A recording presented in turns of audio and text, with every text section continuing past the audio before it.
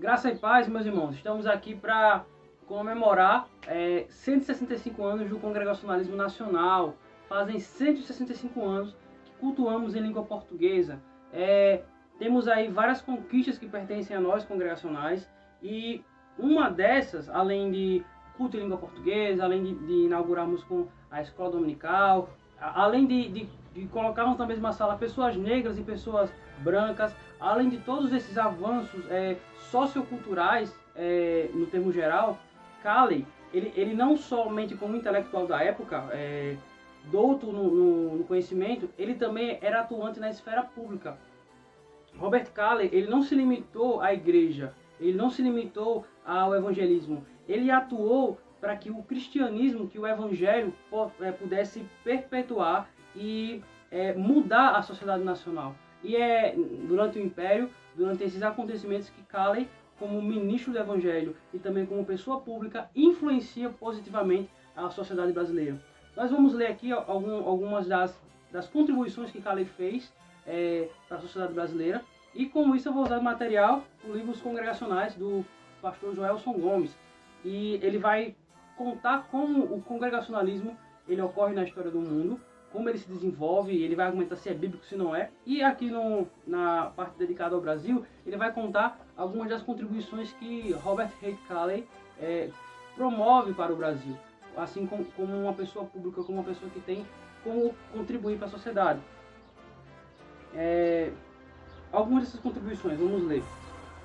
Em 1860, Calley elabora uma declaração regulamentar de casamento das pessoas que não eram católicas romanas, ou seja, até essa época pessoas que não eram católicas não poderiam casar. Essa declaração foi usada até a aprovação da lei 1144, de 11 de setembro de 1861, na qual o governo imperial autorizou o reconhecimento dos casamentos de pessoas que não professavam a religião do país.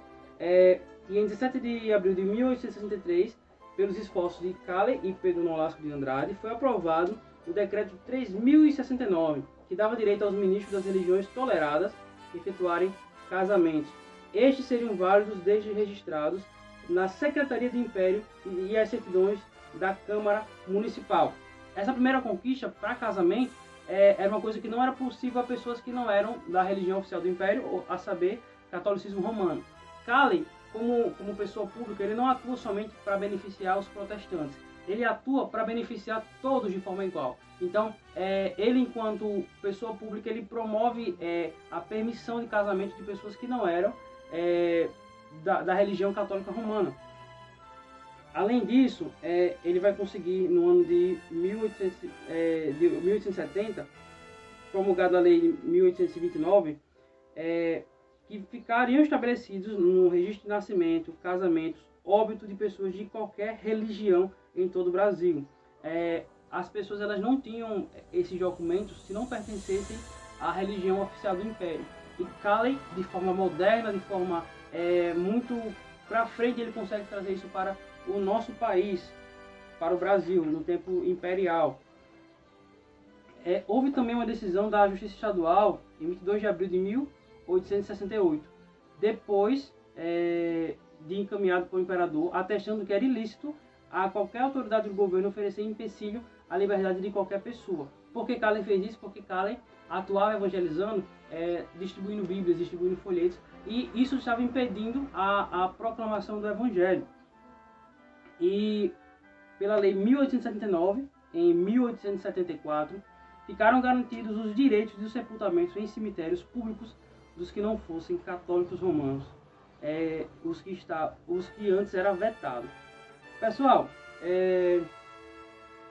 o que é interessante é porque antes de Calley, antes da vinda do Dr. Robert Calley ao nosso país, as pessoas não podiam nascer se não fosse católica, não poderia ter um registro adequado e nem morrer poderiam.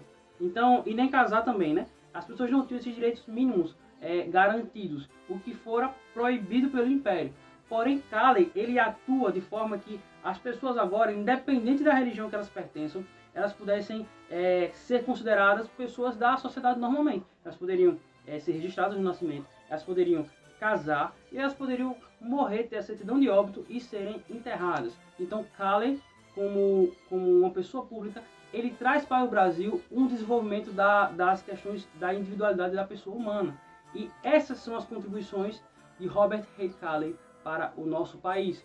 Então, que você possa aprender um pouco mais sobre o que é congregacionalismo, como o pastor Alexandre está falando, e que você possa ser edificado através disso e saber o que a sua fé, a fé que você pertence, contribui para o desenvolvimento do país.